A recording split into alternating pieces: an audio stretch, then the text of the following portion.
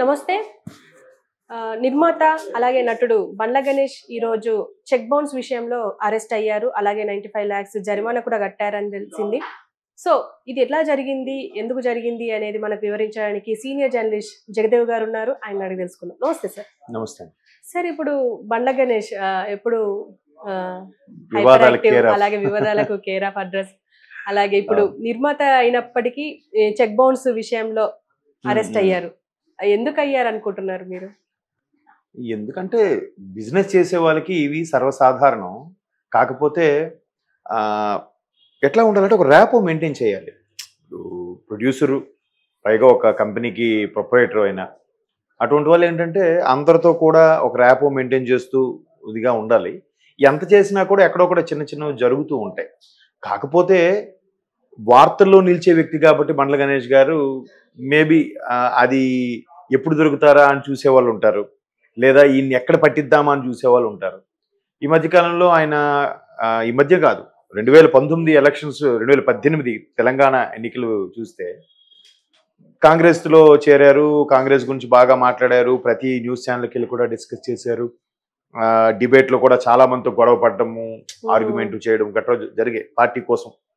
అప్పుడు ఏమన్నారంటే ఒక సరదాగా ఈసారి స్టేట్లో కాంగ్రెస్ రాకపోతే 7 o'clock బ్లేడ్తో అన్నట్టుగా ఏదో స్టేట్మెంట్ ఇచ్చారు. దాన్ని తర్వాత నెట్జెన్స్ సోషల్ మీడియా బాగా గేలి చేశారు. ఎంత గేలి చేశారంటే ఇంకా ఆఖరికి మొన్న ఒక సినిమా కూడా వచ్చింది మహేష్ బాబు గారిది, సరిలేరు నీకెవరు. అందులో కూడా వాడు అరే యాకోబు అనగానే బ్లేడ్ నోట్లో తీస్తాడు. అది లోపల పెట్టారా, అది చాలా బ్యాడ్ అయిపోయింది దాంతో అంటే సరదాగా సెటైర్ వేసుకున్నారు. సో కొన్నిసార్లు ఏంటంటే ఆవేశంలో పక్కాగా వస్తుంది గవర్నమెంట్ అన్నట్టు ఎవరికి వాళ్ళకి నమ్మకం ఉండాలి కదా ఫస్ట్. మన రేవంత్ రెడ్డి గారు కూడా అదే చెప్పారు, ఖచ్చితంగా ఈసారి గవర్నమెంట్ వస్తుందని. వచ్చింది. రాకపోతే ఆయన్ని కూడా అట్లాగే గేలు చేసేవారేమో. సో అట్లా ప్రతిదీ కూడా అంతకుముందు పవన్ కళ్యాణ్ గారి గురించి వ్యాఖ్యలు చేసినప్పుడు కూడా రోజా గారితో లైవ్లో ఇద్దరు ఆర్గ్యూ చేసుకోవడము ఇలా చాలా చూసాం. ప్రతిదీ కూడా మొన్న చంద్రబాబు గారు అరెస్ట్ అప్పుడు కూడా అక్కడ గచ్చిబౌలి స్టేడియంలో పెట్టినప్పుడు కూడా గ్రాట్యుటీ సంబంధించిన సభను పెట్టినప్పుడు కూడా కొంచెం ఆవేశంగానే మాట్లాడుతుంటారు. సో ఆయన ఏం మాట్లాడినా కూడా ఒక ట్రోల్ అవుతూనే ఉంటుంది.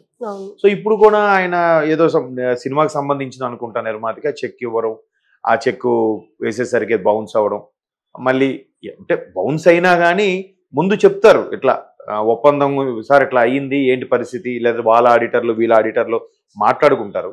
అప్పటికి పొంతన కుదరకపోతే ఇట్లా రోడ్డు మీదకి రావాల్సి వస్తుంది. సో కేసు వేశారు. అది కూడా ఒంగోలు నెల్లూరులో వేశారు. ఒంగోలు. సో అక్కడ వేశారు. దానికి సంజయ్ బట్ కోర్టు కూడా గడువు ఇచ్చింది 4 రోజుల్లో మళ్ళీ దానికి రిటర్న్ ఫైల్ దాఖలు చేయడం కానీ, లేదంటే దానికి ఎక్స్ప్లెనేషన్ ఇవ్వడం అని కానీ, లేదంటే చెల్లించాలి.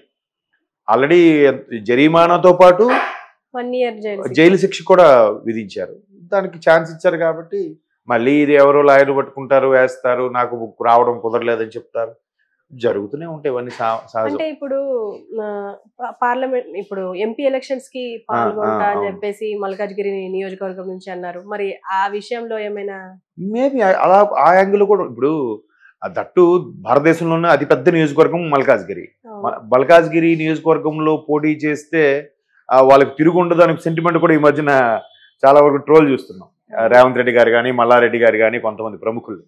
సో అట్లాగే అందుకు ఆ స్థానం కోసం ట్రై చేస్తున్నట్టుగా ఆల్రెడీ ఆయనతో సొంతంగా ఆయన ట్విట్టర్లోనే పోస్ట్ చేసుకోవడం జరిగింది. ఇట్లా పోటీ చేయాలనుకుంటున్నాను, దట్టు మల్కాజ్గిరి, కాంగ్రెస్ అనుమతి కోసం ఎదురు చూస్తున్నాను అన్నట్టు కూడా పెట్టారు.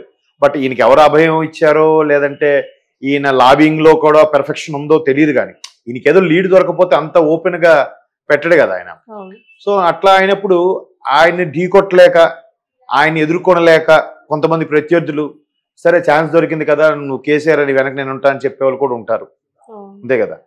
పోనీ ఆయన ఇప్పుడు ఒక సినిమా 2 సినిమాలు కాదు, చాలా గబ్బర్ సింగ్ లాంటి బ్లాక్ బాస్టర్లు కూడా తీశారు కదా ఆయన. ఆ తర్వాత కొన్ని సినిమాలు పోయే ఆంజనేయులు ఏదో సినిమా వచ్చింది, అది పర్వాలేదు అనిపించింది. తర్వాత తీన్మార్ లాంటి సినిమాలు పోయినా కానీ గబ్బర్ సింగ్తో మంచి స్టార్ ప్రొడ్యూసర్ లాగా అవతరించారు కాబట్టి ప్రాబ్లం లేదు. అటు సినిమాలు అన్నాక చాలా జరుగుతుంటాయండి. పైగా అక్కడ ఫైనాన్స్ కూడా చాలా 10 రూపాయలు వడ్డీ అని విన్నాను నేను. ఎంతవరకు వాస్తవం తెలియదు కానీ బట్ బయట కూడా ఇప్పుడు ఎలా నడుస్తుంది, ఆఫీసుల్లో సరదాగా చేబదులు తీసుకునే వాళ్ళు, లేదా చిట్ కంపెనీల్లో కొంతమంది చూసారా, కూరగాయలు వాళ్ళు అమ్ముకునే వాళ్ళ దగ్గరికి ఒక ఆయన వస్తాడు స్టైల్గా వచ్చి బుక్ అమౌంట్ చిన్న బుక్ పట్టుకొని వెళ్తాడు. వాళ్ళే వెంటనే వాళ్ళ ఆకర్లోంచి అమౌంట్ తీసిస్తారు, వాడు రాసుకుంటాడు, బుక్ ఇచ్చేస్తాడు. అట్లాంటి ఫైనాన్స్ ఎలా ఉంటాయంటే చాలా రూపాయికి మినిమం 5 రూపాయలు అని ఉంటుంది ఫైనాన్స్.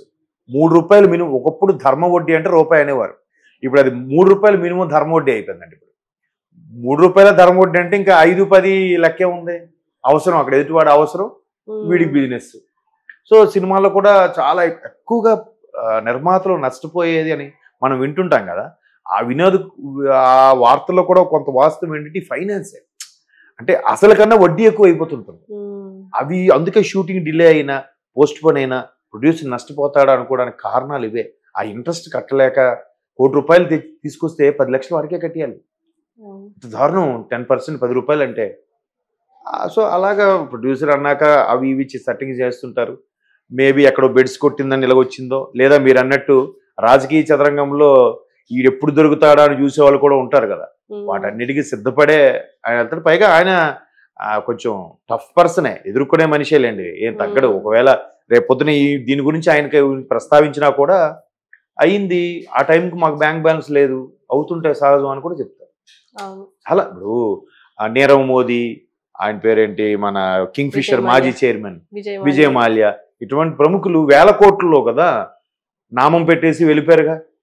వాళ్ళ ఆస్తులు ఉంటే లక్కీగా కొన్ని జప్తు చేశారు, వేలంపాట వేశారు, అయ్యాయి. ఇంకొంతమంది నీరవ్ మోదీ లాంటి వాళ్ళకి ఏమీ లేదు. అటువంటి వాళ్ళు కూడా కేంద్ర ప్రభుత్వం కొంతమంది రుణమాఫీ చేసిందనే విషయం కూడా బీజేపీ మీద కొంత మైనస్ ఉంది. అది వేరే సబ్జెక్ట్ అనుకోండి.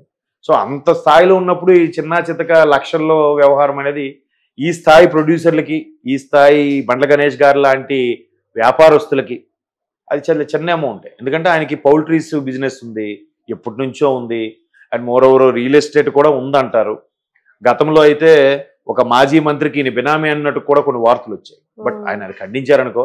ఆయన నేను ఎందుకు బినామీ ఉంటానన్నా, నేనే మొదటి నుంచి ఇట్లాంటి నాకు ఆస్తులు పాస్తులు ఉన్నాయి ఇక్కడే, బట్ ప్రాపర్ అక్కడ గుంటూరు దగ్గర ఏదో ఉండి వచ్చేసాం అన్నట్టు కూడా చెప్పారు. మీరు అన్నట్టు రాజకీయ దృక్కోణంలో ఆలోచిస్తే ఇరికించడానికి ఎట్లాంటి కేసులు ఏమైనా రన్ అయినప్పుడు నామినేషన్ వేయడానికి కూడా ఇబ్బందిగా ఉంటుంది కదా. బట్ ఏముందండి, 10 ఛార్జ్ షీట్లు ఉండి 10 ఏళ్ళుగా బెయిల్ మీద ఉన్నోళ్ళే పోటీ చేసి గెలుస్తూ పరిపాలిస్తున్నారు. ఇట్లాంటి చిన్న చిన్న కేసులు వేయిస్తే ఆయన ఎందుకు తగ్గుతాడు, ఎందుకు లొంగుతాడు? ఇది అసలు నా దృష్టిలో బండ్ల గణేష్ లాంటి వ్యక్తికి అసలు బెదిరింపే కాదు ఇది. ఏముంది, అవి ఎట్లాగో కోర్టు పర్మిషన్ ఇచ్చింది 30 రోజుల్లో రివర్ట్ ఇవ్వాలని. ఈలోగా మళ్ళీ ఆయన లాయర్ని పెట్టుకుని ఏదో చేస్తారు. ఆయన ఎల్లక్కర్లే, ఎక్కడి నుంచి నడిపించేలా కూడా చేయొచ్చు. ఆ స్థాయి వ్యక్తులకి అంటే ఒక స్థాయికి వచ్చేవరకే సమస్యలాగా ఉంటుంది. అట్లే ఒక బెంచ్ మార్క్ దాటిన తర్వాత వాళ్ళ లైఫ్ స్టైల్, వాళ్ళ పరిచయాలు ఇంకా అట్లాగే వెళ్తుంటాయి. దట్టు బిజినెస్ మ్యాన్లు ఎస్పెషల్లీ ఎటువంటి బిజినెస్ అయినా అందరూ కూడా రాజకీయాల్లోకి ఎందుకు రావాలనుకుంటున్నారంటే ఒక రకమైన గౌరవం, ప్రోటోకాల్ కోసం. ఇప్పుడు బిజినెస్ మ్యాన్ ఉన్నాడు, ఆ టర్న్ ఓవర్ నెలకే 100 కోట్లు, అంటే సంవత్సరానికి దగ్గర 1000 కోట్లు టర్న్ ఓవర్ ఉన్న కంపెనీ ఉంది. ఆయన తిరుపతి వెళ్ళాడు అనుకోండి, పలానా కంపెనీ చైర్మన్ వచ్చాడు రండి అని గర్భగుడిలోకి తీసుకెళ్తారా? తీసుకెళ్తారు. మళ్ళీ ఈయన ఎంపీదో ఎమ్మెల్యే లెటర్ తీసుకోవాలి. అదే ప్రజాప్రతినిధి అయితే ఆయన డైరెక్ట్గా వెళ్తే ఆయనకు ప్రోటోకాల్, ఆయన కోసం జనాలందరూ ఆపి దర్శనం చేపిస్తారు కదా. అలాంటి విషయాల్లో బిజినెస్ మ్యాన్లు ఎంతున్నా, అరే మేము పార్టీ ఫండ్ ఇస్తే వాళ్ళు గెలుస్తున్నారు, మేము ఇస్తే చూస్తున్నాం, అలాంటిది వాళ్ళకి అంత వెయిటేజ్ ఉంది, నా ఆస్తిలో సగం కూడా ఉండదు ఆ ఎంపీకి, ఆయనకి అంత ఉంది, నాకు లేదే, సరే నేను ప్రజాప్రతినిధి అయితే నాకు గౌరవం దక్కుతుంది అనే ఫీల్ ఉంటుంది చాలామందికి. నేను అనుకుంటున్నాను మెయిన్ రీజన్ అలా వల్ల కూడా చాలామంది బిజినెస్లు చేసే వాళ్ళే కానీ, లేదంటే ఈ యాక్టర్స్ కానీ, లేదా స్పోర్ట్స్ పర్సన్స్ కానీ రాజకీయాల్లోకి రావడానికి మెయిన్ రీజన్ అదే అని నేను అనుకుంటున్నాను. ఆ హోదా కోసం, ఆ పరపతి కోసం.